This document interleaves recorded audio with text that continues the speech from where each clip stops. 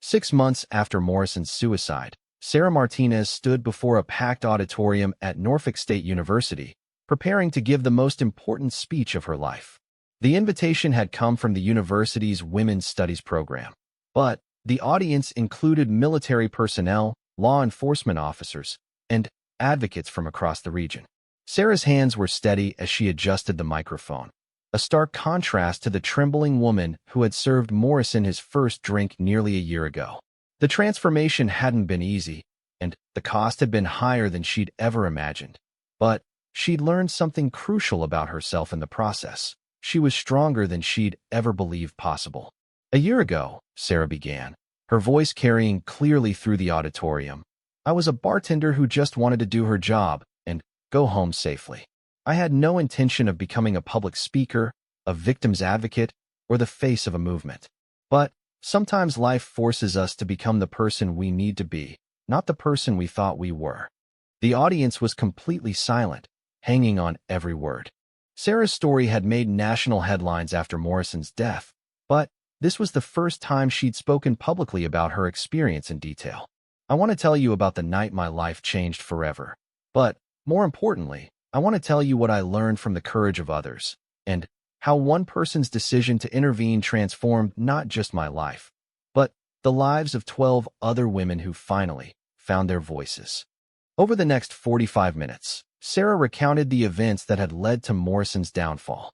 She spoke about the fear, the isolation, and the feeling of helplessness that came with being targeted by someone who seemed untouchable.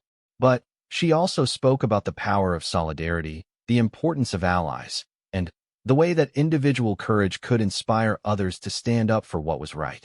Chief Petty Officer Marcus Torres could have looked the other way that night, Sarah said, her voice growing stronger as she approached the conclusion of her prepared remarks.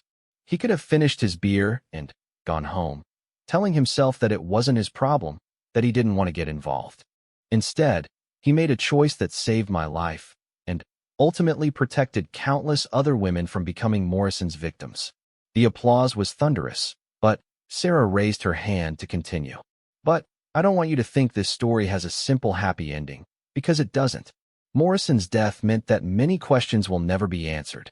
His victims will never get the satisfaction of seeing him face justice. Special Agent Rebecca Hayes from the Naval Criminal Investigative Service had been investigating military misconduct cases for 12 years. But the Morrison case was unlike anything she'd encountered before. Not because of the severity of the crimes, she'd seen worse, but because of the systematic nature of the predatory behavior and the courage of the witnesses willing to testify. It started with Torres's call to Admiral Mackenzie, but it quickly became something much larger. Within 48 hours of the confrontation at Murphy's Tavern, Hayes had 7 women willing to go on record about their experiences with Morrison, Webb, and Sullivan. By the end of the week, that number had grown to 12. Sarah Martinez was the catalyst, but she was far from the only victim. Hayes sat across from Sarah in the sterile interview room at the NCIS field office in Norfolk, studying the young woman who had sparked the investigation that was now making headlines across the military community. Sarah looked tired but determined, her hands steady as she signed the formal statement that would serve as the foundation for the prosecution's case. I want to make sure you understand what you're signing up for, Hayes said gently. This isn't just a local harassment case anymore. Morrison and his team have been operating for years, and their victims span multiple states. This is going to be a federal case with national attention. Sarah nodded without hesitation. I understand. Chief Torres explained the implications. Hayes glanced at her notes. Torres had been instrumental in building the case, using his contacts within the special operations community to identify other victims and encourage them to come forward. His credibility and reputation had opened doors that would have remained closed to civilian investigators. Tell me about the night Morrison first approached you, Hayes said, activating her digital recorder. Sarah's account was detailed and unflinching. She described Morrison's escalating behavior, the way he'd used his military status as a weapon of intimidation, the clear threat implied in his demand that she accompany him to his hotel. Hayes had heard similar stories from the other victims, but Sarah's was unique in one crucial respect. She'd fought back. What made you decide to refuse his demands? Hayes asked. Most victims in your situation would have found a way to de-escalate. Sarah was quiet for a moment, considering her answer. I kept thinking about other women. About how many times Morrison had done this before. How many women had given in because they were scared or alone. I realized that if I backed down, he'd just move on to someone else. Hayes made notes as Sarah continued her statement. The pattern was clear. Morrison selected vulnerable targets, isolated women who couldn't fight back effectively. Waitresses, retail clerks, junior military personnel. People who depended on their jobs and couldn't afford to make enemies. The convenience store clerk, Jessica Murphy, Sarah said suddenly. Has she been found yet? Hayes looked up from her notes. Jessica Murphy had been one of the early victims, a 19-year-old college student who'd worked nights at a 7-Eleven near the base. According to the police report, she'd simply vanished one day, leaving behind her apartment, her job, and her entire life in Virginia Beach. We found her last week, Hayes said. She's been living with relatives in Oregon, working under her mother's maiden name. She's agreed to testify. Sarah's relief was visible. Jessica Murphy's disappearance had haunted the other victims, a reminder of how far Morrison would go to silence those who opposed him. Over the next 2 hours, Hayes walked Sarah through every detail of both confrontations at Murphy's Tavern. The first night, when Morrison had cornered her behind the bar. The second night, when Torres had publicly destroyed Morrison's career and reputation. Morrison made threats during that second confrontation, Hayes noted. Did you take those threats seriously? Sarah's jaw tightened. Chief Torres arranged for protection. I've been staying at a safe house for the past week. Hayes nodded. It was a necessary precaution. Morrison, Webb, and Sullivan had been confined to base pending the investigation, but they had friends, colleagues, people who might be willing to act on their behalf. And Morrison's psychological profile suggested he was exactly the type to seek revenge against those he blamed for his downfall. Tell me about your relationship with Chief Torres, Hayes continued. How well did you know him before the night he intervened? Sarah smiled for the first time during the interview. I didn't know him at all. He was just another customer who came in once or twice a week for a beer. Quiet, polite, never caused any trouble. I had no idea he was special operations until that night. This was consistent with Torres's own statement. He'd told Hayes that he'd been a regular at Murphy's for months, not because he particularly enjoyed the atmosphere, but because it was close to his apartment and served decent food. His intervention hadn't been planned or coordinated. It had been a spontaneous decision by a career soldier who couldn't stand by and watch a civilian be threatened. Did Torres ever suggest that you should provoke Morrison into returning to the bar? Hayes asked. Sarah shook her head emphatically. No, just the opposite. He told me to be careful, to avoid confrontation if possible. When Morrison came back that Sunday night, Torres was hoping to document the harassment without things escalating. Hayes made another note. This was important for establishing that Torres hadn't enticed Morrison into criminal behavior. The defense attorneys would certainly argue that their clients had been trapped or manipulated, but the evidence didn't support that theory. After Sarah left, Hayes spent the rest of the afternoon reviewing the growing mountain of evidence. Phone records showing Morrison and his team coordinating their activities. Witness statements from other customers at Murphy's Tavern. Security camera footage from various businesses around Virginia Beach showing Morrison following his victims. The most damaging evidence came from Morrison's own phone.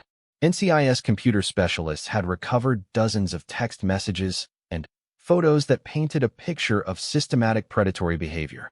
Morrison hadn't just been targeting women randomly.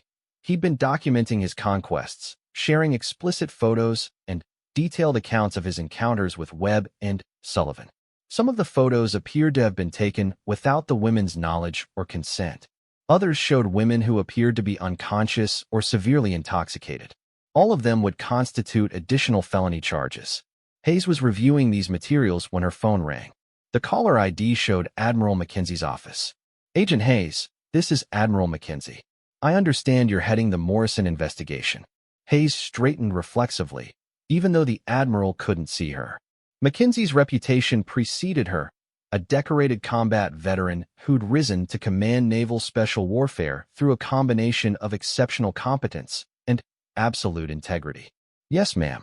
We're building a strong case, but it's going to take time to process all the evidence. How much time? Mackenzie's voice was crisp, professional, but Hayes could hear the underlying anger. Morrison's actions reflected poorly on the entire special operations community, and Mackenzie was clearly taking it personally. 6 to 8 weeks for the federal charges. The civilian authorities are also pursuing their own cases, which will take longer. Mackenzie was quiet for a moment. Agent Hayes, I want you to understand something. These men don't represent the values of naval special warfare. The vast majority of our personnel are honorable, dedicated professionals who would be appalled by Morrison's behavior. I understand that, ma'am. I also want you to know that you have my full support and the full resources of my command. Whatever you need to make this case stick, you'll get it. Hayes appreciated the Admiral's support, but she also understood the political implications. The Morrison case was already attracting media attention, and not the good kind. Stories about elite military units harboring predators played into every negative stereotype about military culture and toxic masculinity. There is one thing, Hayes said carefully. Morrison's defense attorney has been making noise about Chief Torres's role in the investigation. They're suggesting that Torres exceeded his authority or acted inappropriately. Mackenzie's laugh was sharp and humorless. Let them try that line of argument. Marcus Torres is one of the finest NCOs I've ever served with. His record is spotless, his reputation is impeccable, and his actions in this case were exactly what I would expect from someone of his caliber and experience. After the call ended, Hayes returned to her evidence review, but her concentration was broken by a knock on her door. Her assistant, Agent Martinez, stuck his head into the office. "Ma'am, we've got a problem. Morrison's attorney is here with a complaint about witness intimidation." Hayes sighed.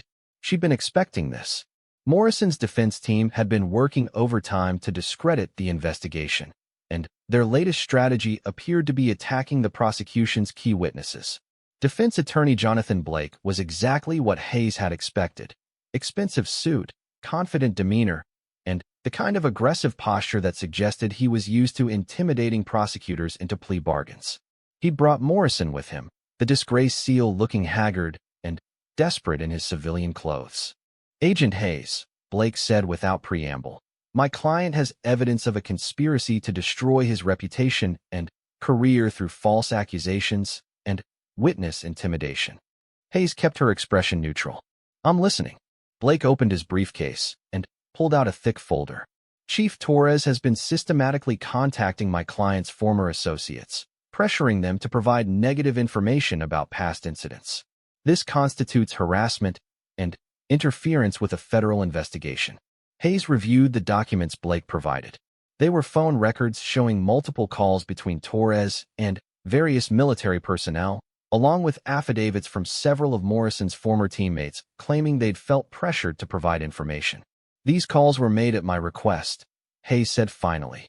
"Chief Torres was acting as a liaison to help me contact potential witnesses. That's standard procedure in military investigations."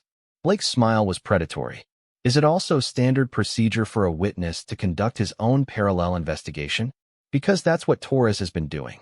He's been building his own case against my client, using his position and reputation to influence other witnesses." Morrison spoke for the first time since entering the office. "Torres destroyed my career because he had a personal grudge against me. This whole investigation is based on lies and manipulation." Hayes studied Morrison's face, looking for signs of the predator she'd been investigating. Without his uniform, without the authority and status that had protected him for years, Morrison looked smaller, more pathetic than dangerous. But Hayes knew better than to underestimate him based on appearance. "What personal grudge?" Hayes asked. Morrison's answer revealed more about his mindset than he probably intended. "Torres couldn't stand that younger guys like me were getting recognition and advancement. He saw an opportunity to destroy us, and he took it." The narcissism was breathtaking. Even facing federal charges for assault, harassment, and sexual misconduct, Morrison still saw himself as the victim of jealousy and conspiracy rather than the architect of his own downfall. Blake seemed to realize his client was digging himself deeper and quickly intervened. "The point is, Agent Hayes, that this investigation has been compromised from the beginning. My client deserves a fair hearing, not a witch hunt orchestrated by someone with a personal agenda." Hayes closed Blake's folder and slid it back across the table. Mr. Blake, your client is facing charges based on physical evidence, multiple witness testimonies, and his own documented behavior. Chief Torres's role in bringing this information to light doesn't invalidate the evidence itself. We'll see what a jury thinks about that, Blake said, standing to leave. And we'll see what they think about a case built on the testimony of women who were paid to make false accusations. Hayes felt her temper flare. No one has been paid to do anything. The victims in this case came forward because they finally felt safe enough to tell the truth. As Blake and Morrison left, Hayes realized that the real battle was just beginning. The evidence against Morrison was overwhelming, but defense attorneys were skilled at creating reasonable doubt even when their clients were clearly guilty. Blake would argue that Torres had manipulated the investigation, that the victims had been coached or coerced, that Morrison was the target of a conspiracy rather than a serial predator. It would come down to the jury's ability to see through the legal maneuvering and focus on the simple truth. Morrison and his team had spent years terrorizing women who couldn't fight back, and they'd continued doing it until someone finally stood up to them. Hayes spent the evening reviewing witness statements one more time, looking for any weaknesses Blake might exploit. But the stories were consistent, detailed, and supported by physical evidence. Most importantly, they painted a clear picture of escalation. Morrison's behavior had become increasingly bold and violent over time, suggesting that without intervention, someone would eventually have been seriously hurt. The next morning brought news that changed everything. Morrison had been found dead in his barracks room, an apparent suicide. He'd left a note confessing to years of sexual assault and harassment, but claiming that he'd been driven to it by the stress and trauma of military service. Hayes stared at the suicide note, feeling a mixture of relief and frustration. Morrison's death would end the criminal case against him, but it would also prevent his victims from getting their day in court. And his final manipulation, positioning himself as a victim of military culture rather than a predator who'd exploited it, would likely become part of the national conversation about military misconduct. Webb and Sullivan were still facing charges, but they were smaller fish. Morrison had been the leader, the driving force behind the systematic harassment campaign. His death would make it harder to prosecute his accomplices effectively. But as Hayes read through Morrison's confession one more time, she realized that his victims had already won the most important victory. They'd found their voices, told their stories, and proven that even powerful predators could be brought to justice when brave people were willing to stand up and fight. Morrison's death was an ending, but it wasn't the end. The investigation had exposed systemic problems that went far beyond one team of rogue SEALs. Real change would require ongoing effort, constant vigilance, and the continued courage of people like Sarah Martinez and Marcus Torres. The war against predators and those who protected them was far from over. But thanks to one woman's refusal to be intimidated and one soldier's willingness to intervene, they'd won a crucial battle that would inspire others to keep fighting. The phone call came at 6:47 p.m. on Sunday evening. Sarah was in her apartment, trying to force herself to eat dinner before her shift at Murphy's Tavern, when her cell phone buzzed with Pete's number. "They're here," Pete said without preamble. Morrison and his boys just walked in, sober as judges and twice as mean. Sarah's fork clattered against her plate as her hands began to shake. She'd been dreading this moment for 3 days, but she'd also been expecting it. Torres had been right. Morrison couldn't let the humiliation of Thursday night stand without retaliation. "Are they causing trouble?" Sarah asked, already reaching for her car keys. "Not yet. They're just sitting there, 3 beers between them, watching the door like they're waiting for something. Or someone." Sarah closed her eyes, trying to calm her racing heart. This was it. The moment Torres had been preparing her for. The moment when everything would either come together or fall apart spectacularly. "I'm on my way," she said. "Sarah, honey, you don't have to do this. I can call the cops right now, have them escorted out for trespassing." "No," Sarah said firmly. Chief Torres was right. "If we don't face this now, it'll just get worse. Besides, he's watching, right?" Pete was quiet for a moment. Torres had been in the bar every night since Thursday, nursing a single beer and keeping a careful eye on everything that happened. To casual observers, he looked like just another off-duty military guy trying to relax. But Sarah had noticed the way his eyes never stopped moving, the way he positioned himself to have clear sight lines to every entrance and exit. "He's here," Pete confirmed. "Table in the back corner, same as always." "But, Sarah, these guys look different tonight. More focused, more dangerous." Sarah understood what Pete was trying to tell her. The Morrison who'd confronted her Thursday night had been drunk, sloppy, operating on impulse and arrogance. The Morrison waiting for her tonight would be calculating, prepared, and infinitely more dangerous. "I'll see you in 20 minutes, she said, ending the call before Pete could try to talk her out of coming in. The drive to Murphy's Tavern was the longest 20 minutes of Sarah's life. She kept checking her rearview mirror, half expecting to see Morrison's truck following her. But the roads were clear. The Sunday evening traffic was light, mostly families heading home from dinner or day trips to the beach. As she pulled into the parking lot behind Murphy's, Sarah could see Morrison's black Ford F-150 in the front row, flanked by two other vehicles she didn't recognize. The trucks were spotless, detailed to military precision, their dark paint jobs making them look more like weapons than transportation. Sarah sat in her car for a moment, gathering her courage. Through the front windows of the bar, she could see the usual Sunday crowd, a mix of locals and tourists, couples sharing appetizers, a few college students playing pool. It looked normal, peaceful, completely at odds with the tension knotting Sarah's stomach. Her phone buzzed with a text message from Torres. "I'm here. You're safe. Trust the plan." Sarah took a deep breath, checked her appearance in the mirror, and walked toward what might be the most important night of her life. The moment she stepped through the front door, Sarah felt the atmosphere change. Conversations didn't stop exactly, but they quieted, as if some primitive instinct was warning the other patrons that predators were present. Morrison, Webb, and Sullivan were exactly where Pete had said they would be, the same corner table they'd occupied Thursday night. But their demeanor was completely different. Thursday night they'd been loose, aggressive, operating on liquid courage and male bravado. Tonight they sat with military precision, back straight, eyes alert, hands resting casually on the table in a way that suggested they were ready to move instantly if needed. They dressed differently too, dark jeans, plain t-shirts, and lightweight jackets that could easily conceal weapons. Morrison's pale blue eyes found Sarah the moment she entered, tracking her movement as she walked to the bar. There was no drunken leering tonight, no crude comments or aggressive posturing, just cold calculation and patient malice. "Evening, Chief Torres," Sarah said quietly as she passed his table, maintaining the pretense that she barely knew him. Torres nodded without looking up from his beer. "Ma'am." Sarah could feel Morrison's eyes on her as she tied her apron and began her opening routine.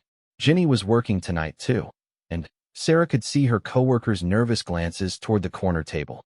Pete was behind the bar, his movements careful and controlled, like a man expecting trouble. For the first hour, nothing happened. Morrison and his team ordered their beers, nursed them slowly, and watched Sarah work. They didn't try to engage her in conversation, didn't make inappropriate comments or demands for attention. They just sat there, a constant threatening presence that made every other customer in the bar uncomfortable. Sarah served drinks, took food orders, and tried to maintain the appearance of normalcy. But she could feel the tension building with every passing minute. Whatever Morrison was planning, he was in no hurry to execute it. He was content to let her anxiety build, to demonstrate that he could appear in her workplace whenever he wanted, that there was nowhere she could go to escape his attention. At 8:30, the dynamic changed. A group of young women entered the bar, college students from Old Dominion University, judging by their conversation. They took a table near the front window, laughing and talking loudly as they celebrated the end of exam week. Sarah noticed Morrison's attention shift to the new arrivals immediately. He leaned forward slightly, saying something to Webb that made the other man smile in a way that made Sarah's skin crawl. Sullivan was already standing, making his way toward the women's table with the confident stride of someone accustomed to getting what he wanted. "Ladies," Sullivan said smoothly, approaching their table with his most charming smile. "Welcome to Murphy's. I'm Danny, and those are my buddies Blake and Marcus. We're Navy SEALs, and we'd love to buy you around." The women looked up with interest. To them, Sullivan probably seemed like an attractive, confident military man offering free drinks and good company. They had no way of knowing what Sarah knew, that he was a predator testing new prey. Sarah watched this interaction with growing alarm. Morrison wasn't here just to intimidate her. He was here to demonstrate that he could hurt other people too, that her resistance to his advances Thursday night had consequences that would extend far beyond herself. "Excuse me," Sarah said, approaching the women's table before Sullivan could sit down. "I'm Sarah, your server tonight. Can I start you off with anything to drink?" Sullivan's smile faltered slightly as Sarah inserted herself into the conversation, but he recovered quickly. "Actually, Sarah, I was just telling these lovely ladies that the first round is on us." Sarah looked directly at the woman who seemed to be the group's leader, a confident blonde who was studying Sullivan with intelligent eyes. "The drinks are half price tonight for students with ID. Probably a better deal than accepting drinks from strangers." The implied warning was subtle but clear. The blonde woman's expression sharpened as she picked up on Sarah's tone. "Thanks for the offer," she said to Sullivan politely but firmly, "but we prefer to buy our own drinks." Sullivan's facade cracked slightly, revealing a flash of anger before he regained control. "Of course, just being friendly. Maybe later you'll change your minds." As Sullivan returned to his table, Sarah could see Morrison's face darkening with displeasure. This wasn't going according to his plan. He'd expected to use the college women as leverage against Sarah to demonstrate his power to hurt innocent people if she continued to defy him. Instead, Sarah had protected them, just as Torres had protected her Thursday night. And Morrison was beginning to understand that he was facing something more complicated than a simple intimidation scenario. The next 2 hours passed in a careful dance of tension and countermoves. Morrison's team made several more attempts to engage with female customers, each time finding their efforts subtly but effectively blocked by Sarah, Pete, or even Torres, who had developed an uncanny ability to appear at the bar just when his presence was needed most. By 10:30, Morrison's patience was clearly wearing thin. The bar was busier now, filled with the usual Sunday night crowd of people trying to squeeze the last bit of weekend out of their lives. The noise and crowd provided cover for more direct action, and Sarah could see Morrison making subtle hand signals to his teammates. Webb moved first, making his way to the bar under the pretense of ordering another round. But instead of stopping at the usual spot where customers placed orders, he continued around to the service entrance, the same route Morrison had used Thursday night to corner Sarah. Sarah's heart rate spiked as she realized what was happening. Morrison was recreating Thursday night's scenario, but with better planning and preparation. This time, Webb would cut off her escape route while Morrison approached from the front. But Torres had been watching too. As Webb rounded the corner of the bar, Torres stood up and walked casually toward the restrooms, which happened to put him directly in Webb's path. The collision looked accidental, Torres bumping into Webb as he rounded the corner, spilling his beer down the front of Webb's shirt. "Jesus, I'm sorry, man," Torres said loudly enough for the nearby customers to hear. "Let me buy you a drink to make up for it." Webb's face was furious as he looked down at his beer-soaked shirt, but he couldn't make a scene without drawing unwanted attention. "Forget about it," he growled, heading back to his table to regroup with his teammates. Sarah caught Torres's eye and mouthed, "Thank you," receiving a subtle nod in return. But Morrison wasn't finished. If he couldn't corner Sarah behind the bar, he would find another way to get her attention. At 11:15, he finally made his move. "Sarah," Morrison called out, his voice carrying clearly across the crowded bar. "Could you come over here for a minute? We need to discuss something important." Every conversation in the immediate area stopped.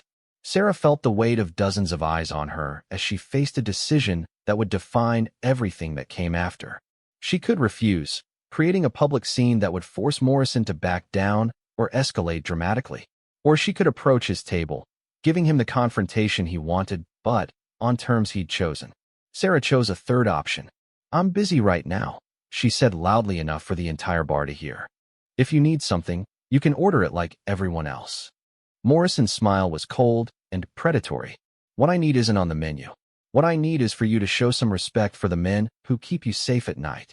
The challenge was unmistakable.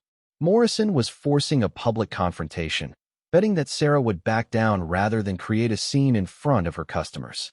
He was counting on her to be reasonable, diplomatic, feminine in the way that society expected women to be when faced with male aggression. He'd badly misjudged his target. "The only thing keeping me safe at night," Sarah replied, her voice carrying clearly through the suddenly silent bar, "is the fact that most men aren't like you." The words hit Morrison like a physical blow. Sarah had just publicly called him out as a threat to women's safety, in front of dozens of witnesses, in a room full of people who would remember this conversation. Morrison stood up slowly, his face white with rage. Webb and Sullivan rose with him, creating the same intimidating wall of muscle and menace they'd used Thursday night. But this time, they weren't facing Sarah alone. Torres was already moving, positioning himself between Morrison's team and the bar. Pete had emerged from behind the bar as well, his Marine training evident in his aggressive stance. Even some of the male customers were standing up, sensing that something was about to happen that would require them to choose sides. "You just made a very serious mistake," Morrison said quietly, his voice carrying despite the distance between them. "You have no idea who you're dealing with." "Actually," Torres interrupted, stepping forward so that he was directly between Morrison and Sarah, "I think she knows exactly who she's dealing with. The question is, do you?" Morrison's eyes shifted to Torres, and Sarah could see him reassessing the situation. Thursday night had been a shock, an unexpected complication that had caught him off guard. But he'd had 3 days to prepare for this encounter, to plan for Torres's intervention. "Chief Torres," Morrison said formally, his voice carrying the edge of military protocol. "This is a personal matter between civilians. It doesn't concern you."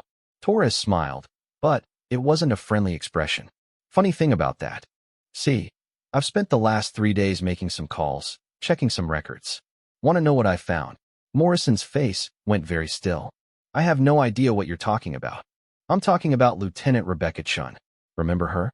Navy officer, filed a harassment complaint against you and your team 18 months ago.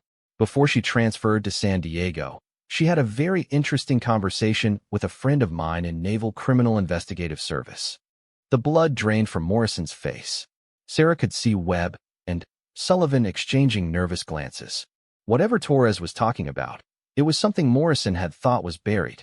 "I'm also talking about Amanda Rodriguez, the waitress at Captain Billy's Seafood, and Jessica Murphy, who worked at the 7-Eleven on Shore Drive, and at least 3 other women whose lives you made miserable before they finally gave up and left town." Torres was speaking conversationally, as if he were discussing the weather, but his words were carrying to every corner of the bar. Sarah could see customers pulling out their phones, some of them starting to record the confrontation. "The thing is," Torres continued, "those women thought they were alone. They thought they were fighting a battle they couldn't win against an enemy with unlimited resources. But they weren't alone. They just didn't know it yet." Morrison found his voice, but it came out as a strangled whisper. "You can't prove anything." Torres laughed, a sound that sent chills down Sarah's spine. "I don't have to prove anything. See, that's the beauty of this situation. You've been operating under the assumption that you're untouchable because you're special operations. But you forgot something important." Torres took a step closer to Morrison, and Sarah could see the younger SEAL actually lean backward slightly. "You forgot that there are people higher up the food chain than you. People who care more about the reputation of the teams than they care about protecting predators who make the rest of us look bad." Torres pulled out his phone and held it up so Morrison could see the screen. "I've got the personal phone number of Admiral Sarah McKenzie, the first woman to command Naval Special Warfare. Want to know how she feels about SEALs who prey on civilian women?" Morrison's face had gone completely gray. Admiral McKenzie was legendary within the special operations community, known for her absolute intolerance of misconduct and her willingness to end careers to protect the integrity of her command. "You wouldn't," Morrison said, but his voice lacked conviction. "Actually," Torres said cheerfully, "I already did. See, the Admiral and I served together in Afghanistan. She saved my life in Helmand Province, and I saved hers in Kandahar. When old friends call with concerns about the conduct of personnel under her command, she listens very carefully." Torres put his phone away and looked around the bar, making sure every customer could hear his next words clearly. As of tomorrow morning, Petty Officers Morrison, Webb, and Sullivan will be under formal investigation by NCIS for a pattern of harassment, assault, and conduct unbecoming. Their security clearances have been suspended pending the outcome of that investigation, and their commanding officer has been ordered to confine them to base until further notice. The silence in the bar was absolute. Sarah could hear the whisper of air through the ventilation system, the distant sound of traffic on the street outside. Morrison was staring at Torres with the expression of a man who'd just watched his entire world collapse. "You destroyed our careers," Webb said finally, his voice hollow with disbelief. "No," Torres replied calmly. "You destroyed your own careers. I just made sure there were consequences for your actions." Morrison's hand moved toward his jacket, and for a moment Sarah thought he might be reaching for a weapon. But Torres was ready for that too, his own hand moving with lightning speed to intercept Morrison's wrist. "I wouldn't," Torres said quietly. "Not unless you want to add assaulting a senior petty officer to your list of charges." Morrison jerked his hand away, his face contorted with rage and humiliation. "This isn't over. You think you've won something, but this isn't over." "Yes," Torres said with absolute finality, "it is."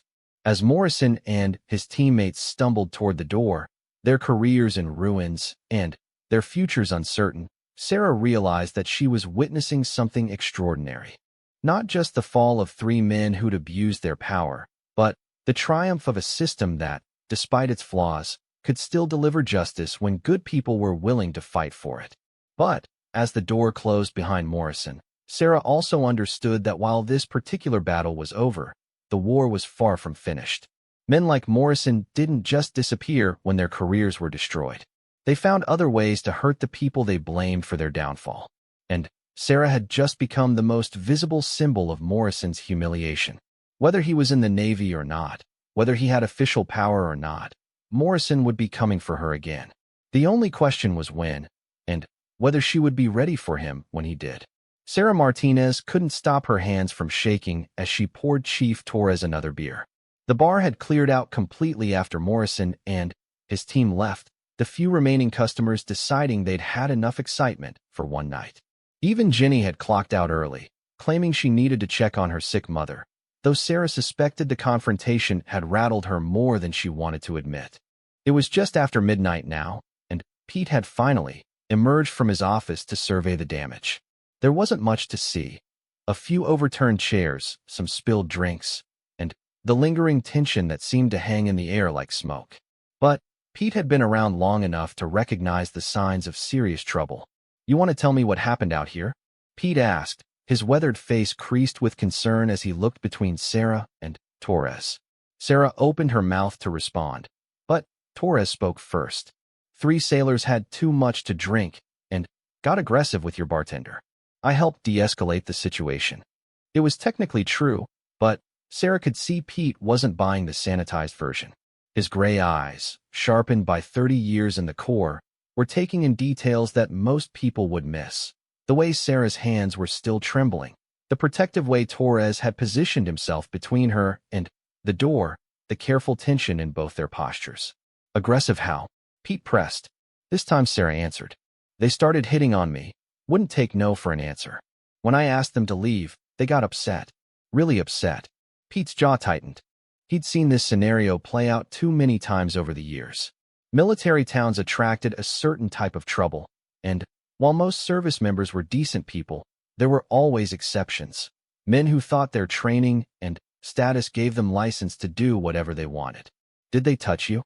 Pete's question was direct, his voice carrying the protective edge of someone who'd spent years looking out for his people. Sarah hesitated. Technically, Morrison hadn't laid a hand on her, but the threat had been clear enough. "They cornered me behind the bar.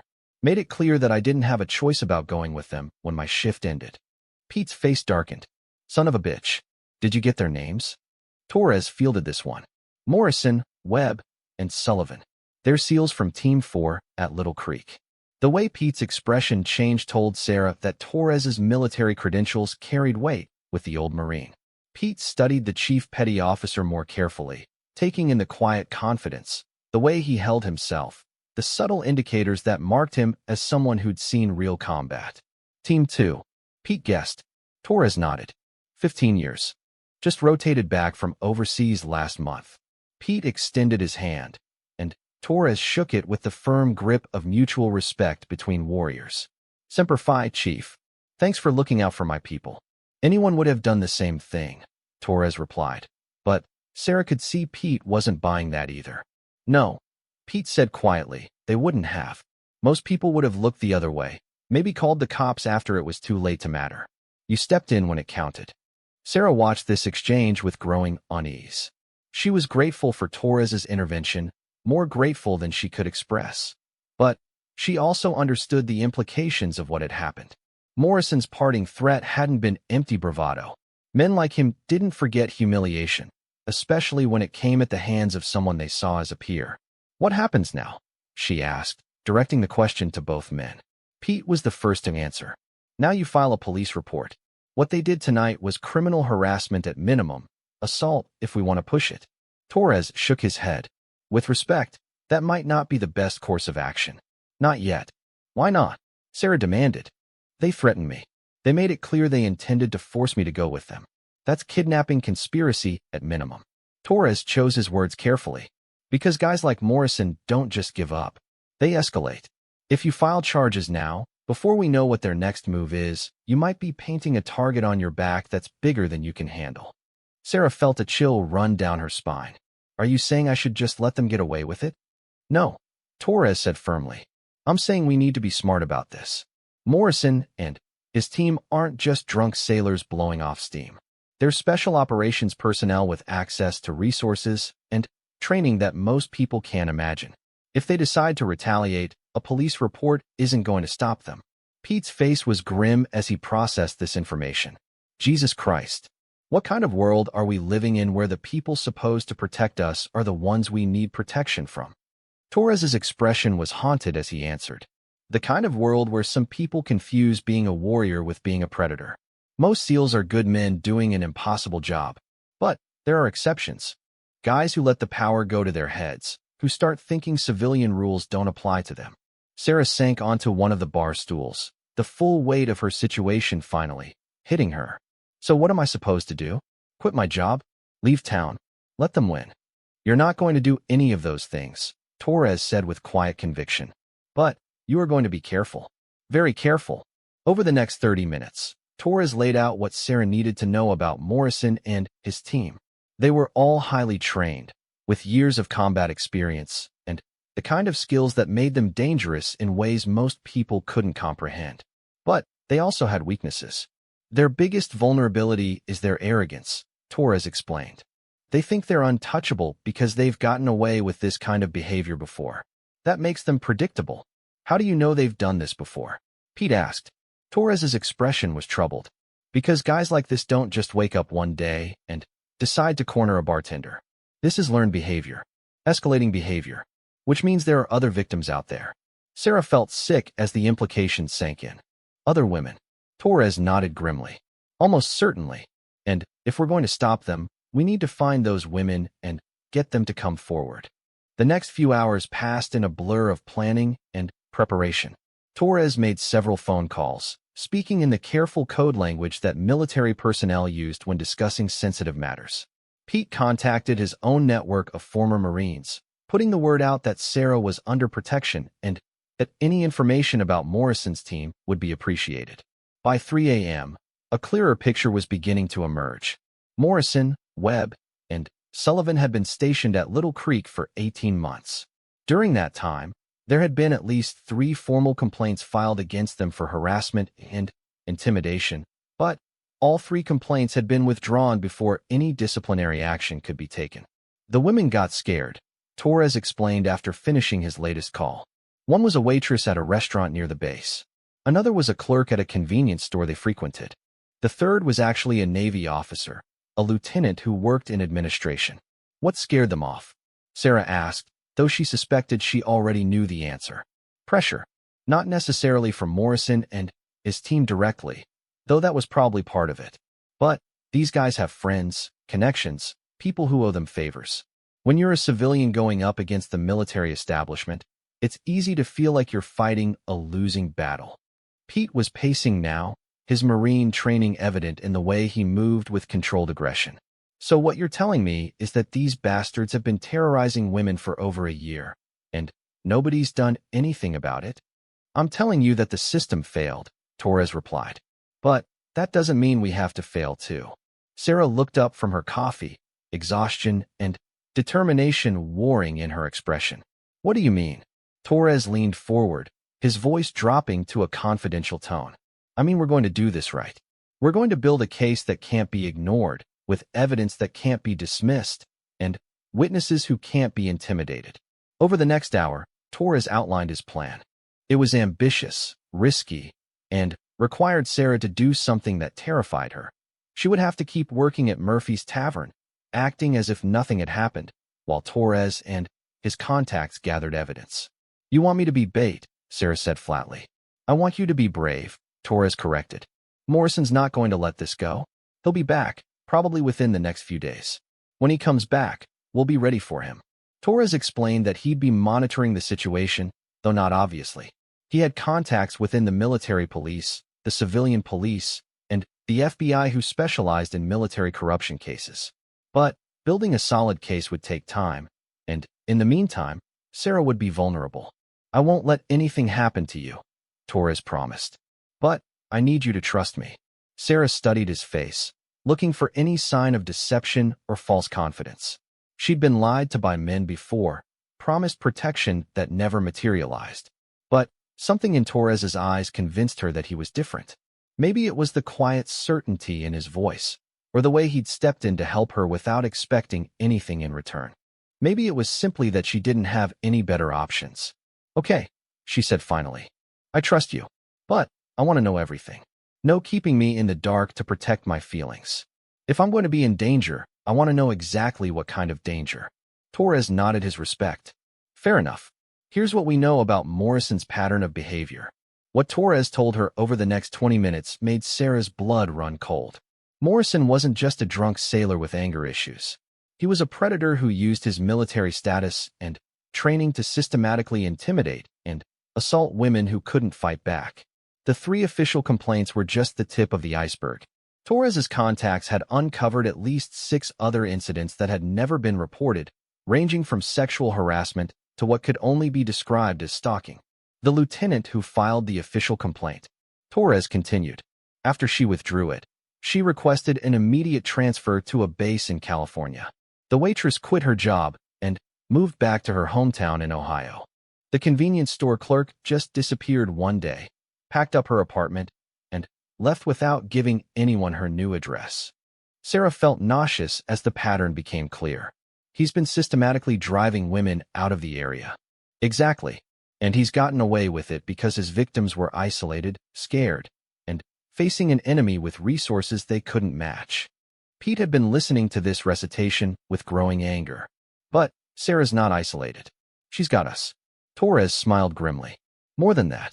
She's got something Morrison's never faced before, someone who's not afraid of him, and who knows how his world works. Morrison made a critical mistake tonight. He threatened a civilian in front of a witness who outranks him, and has connections he can't touch. The plan Torres outlined was elegant in its simplicity. They would document everything, build relationships with Morrison's previous victims, and wait for him to make his next move. Because he would make a next move, men like Morrison always did. He can't let tonight's humiliation stand, Torres explained. It goes against everything he believes about himself and his place in the world. He'll be back, and when he comes back, he'll be angry and careless. Sarah understood the logic, but that didn't make the waiting any easier.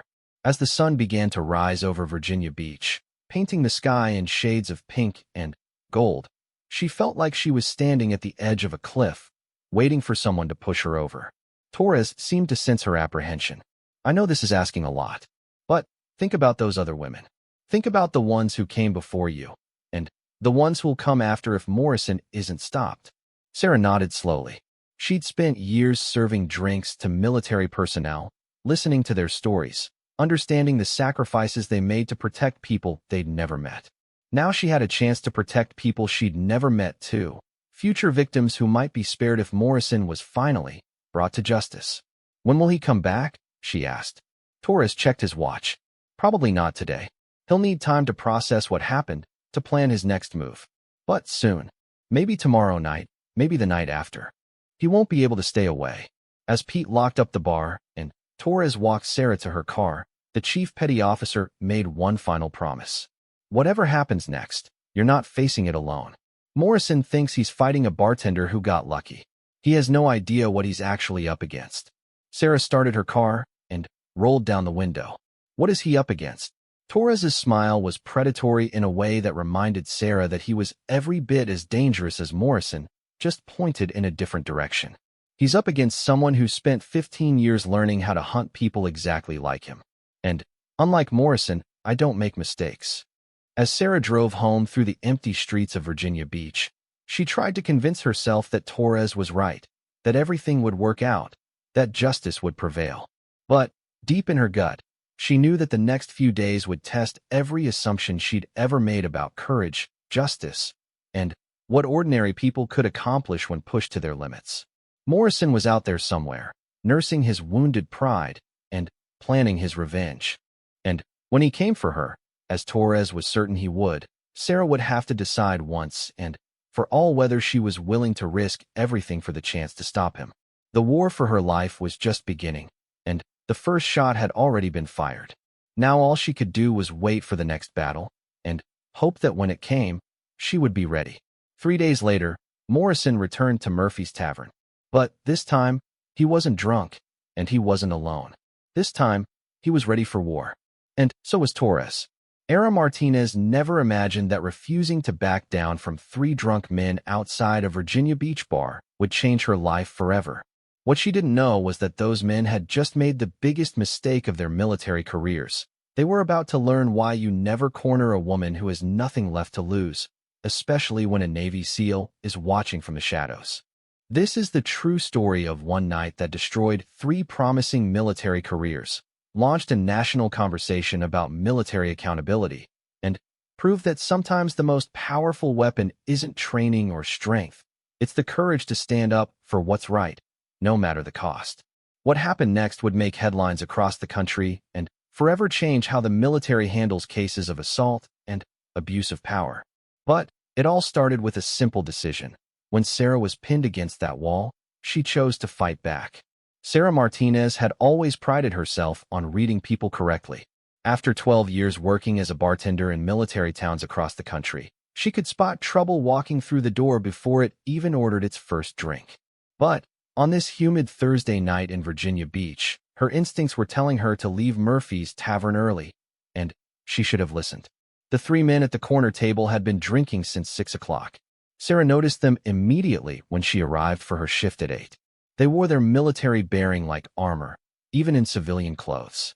The way they sat, back straight, eyes constantly scanning the room, hands never straying far from their drinks. Navy, she guessed, probably stationed at Little Creek.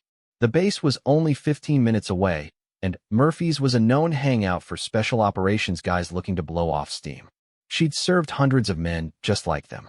Most were decent guys dealing with the stress of their jobs in the only way they knew how. But some carried their authority like a weapon, expecting the world to bend to their will just because they wore the uniform.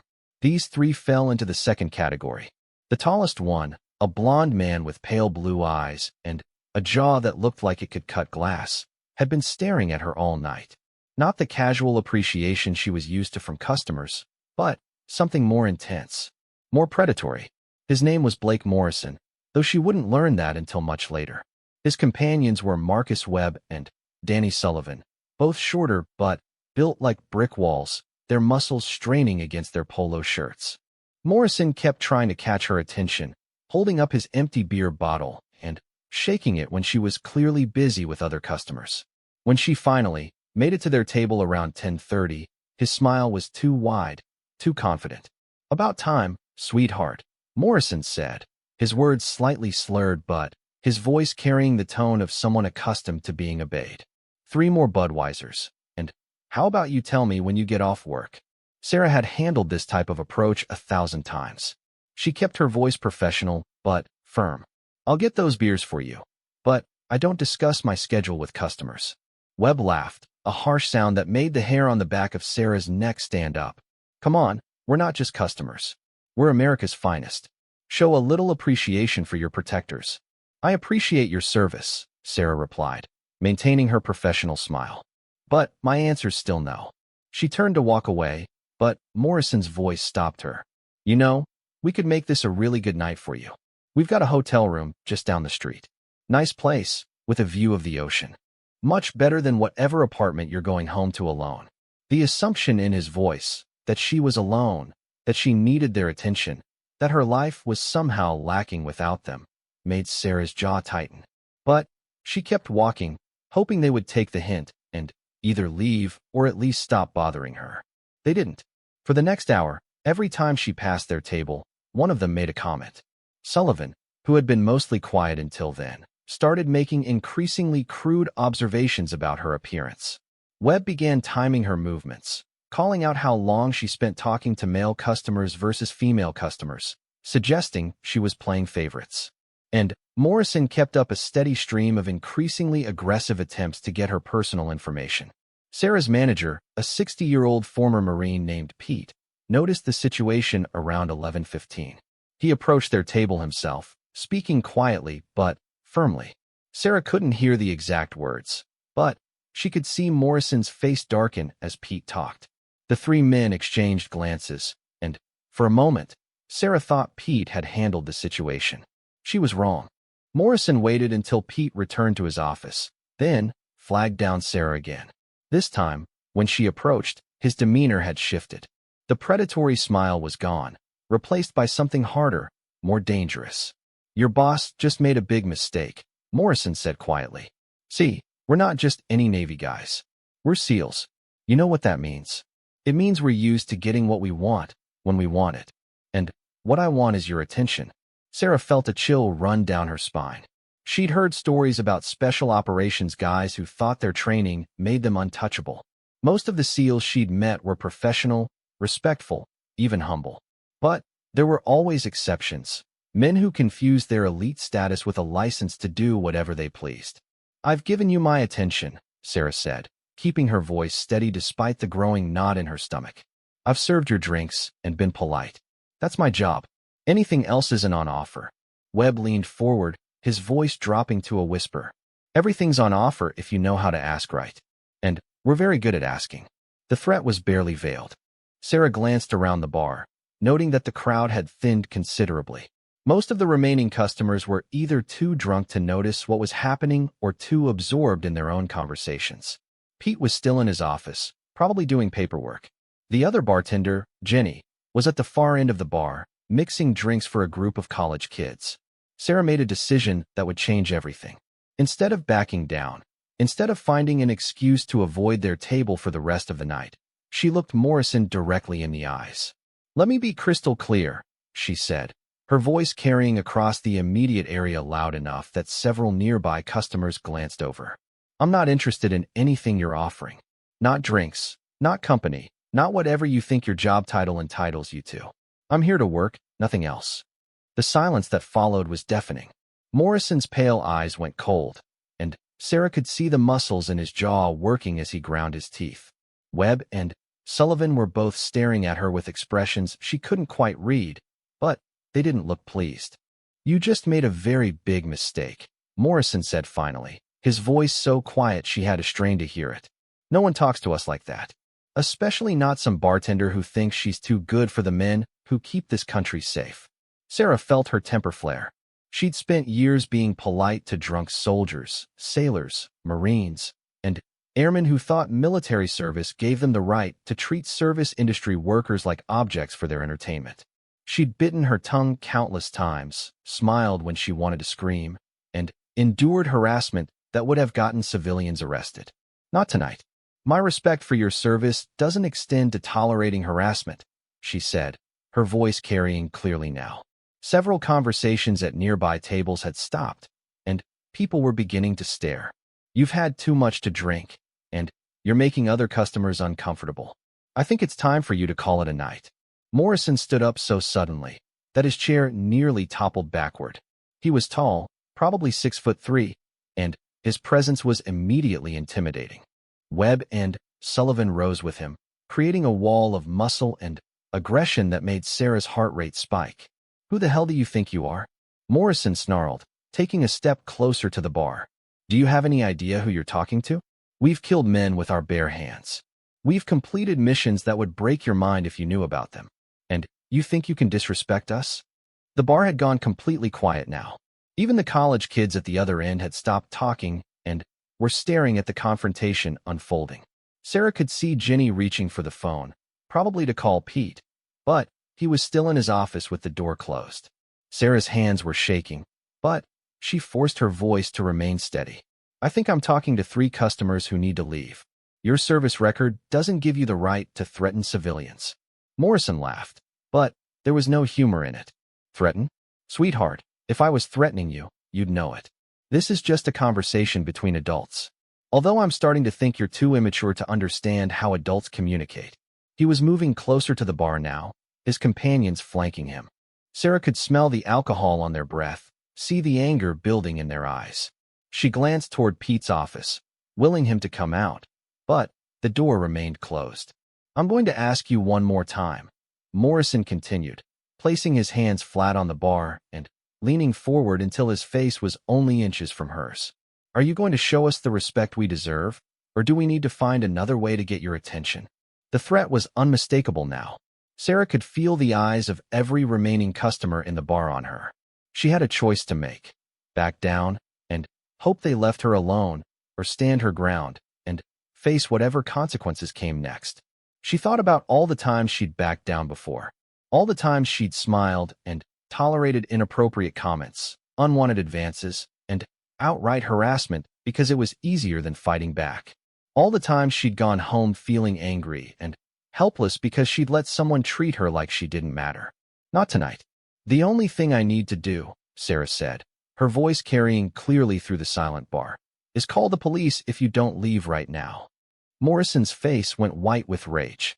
He straightened up, his hands clenching into fists, and Sarah knew she'd crossed a line there was no coming back from. "Wrong answer," he said quietly. "That's when everything went wrong." Morrison vaulted over the bar with an ease that spoke of years of physical training. Sarah barely had time to step backward before he was in her space, using his size and presence to crowd her toward the wall behind the bar.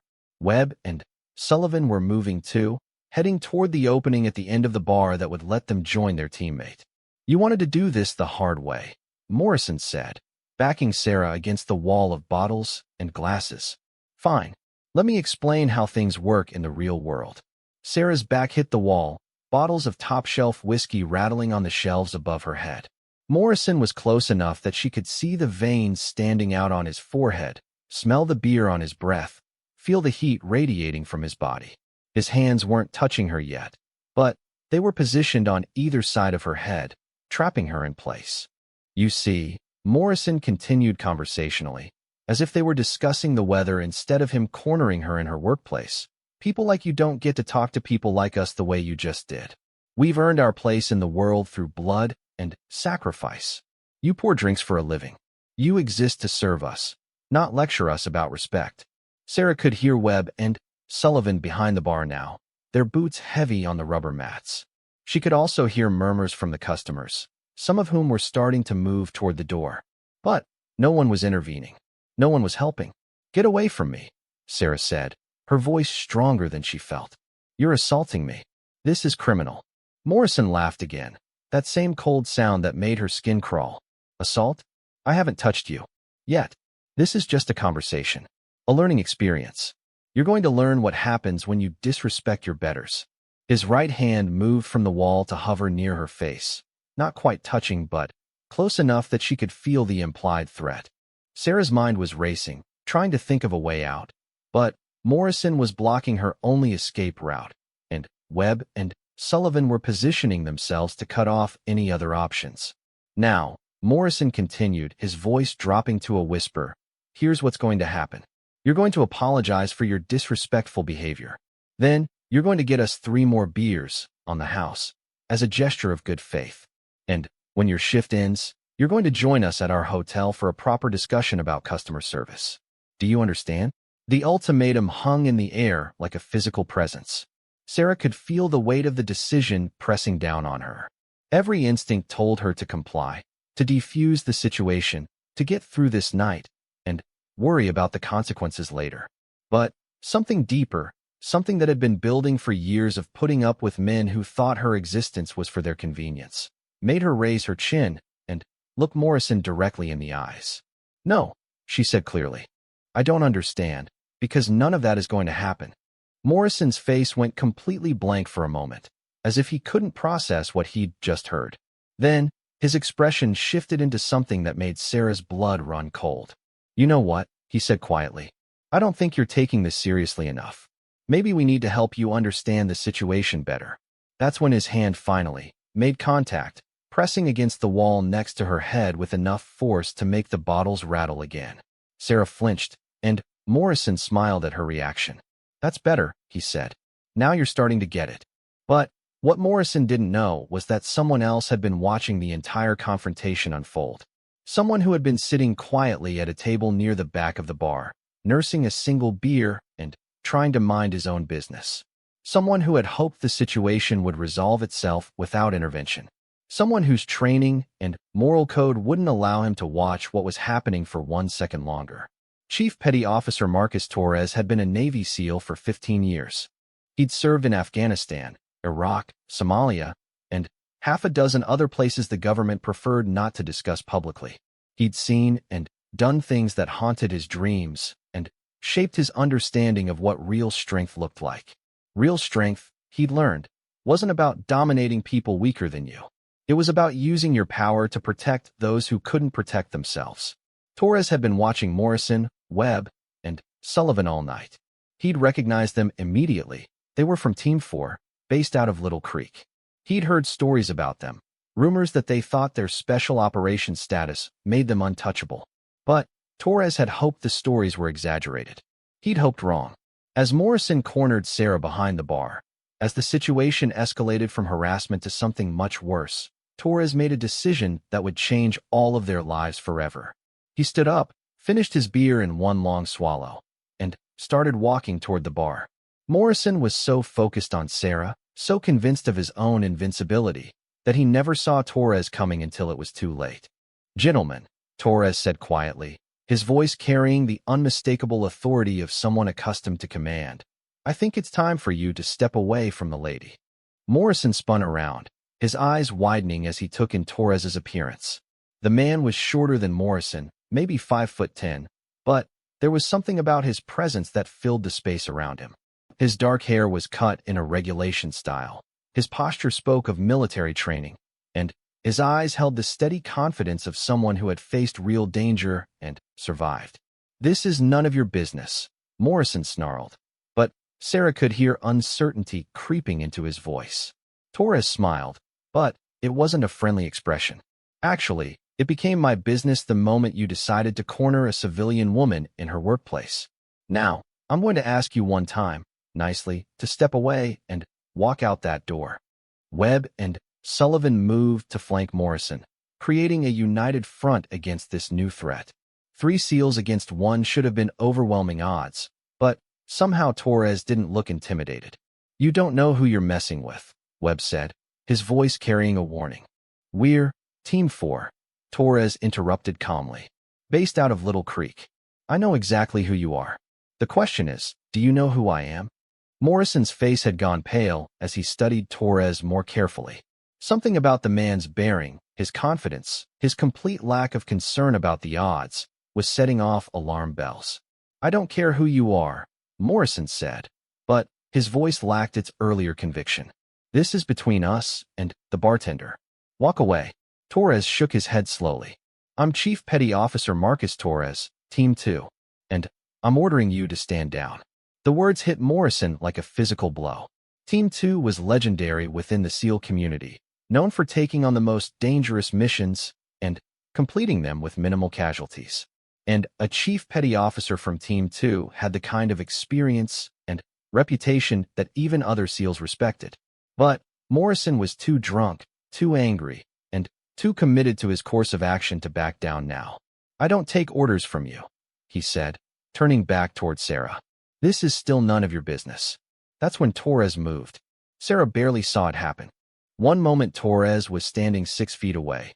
The next he had Morrison's arm twisted behind his back and was pressing his face against the wall of bottles that had been behind Sarah's head moments before. The lady asked you to leave her alone, Torres said conversationally, as if he wasn't effortlessly restraining a man who outweighed him by 30 pounds. She was polite about it. I'm not going to be as polite.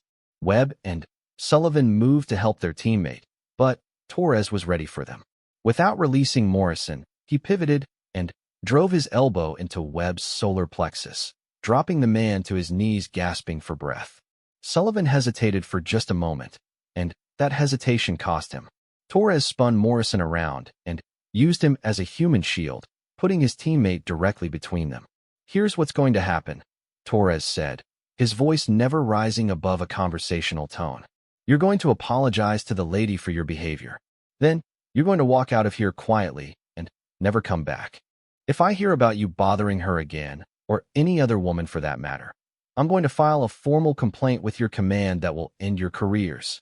Morrison struggled against Torres's grip, but it was like fighting against a steel cable. You can't threaten us.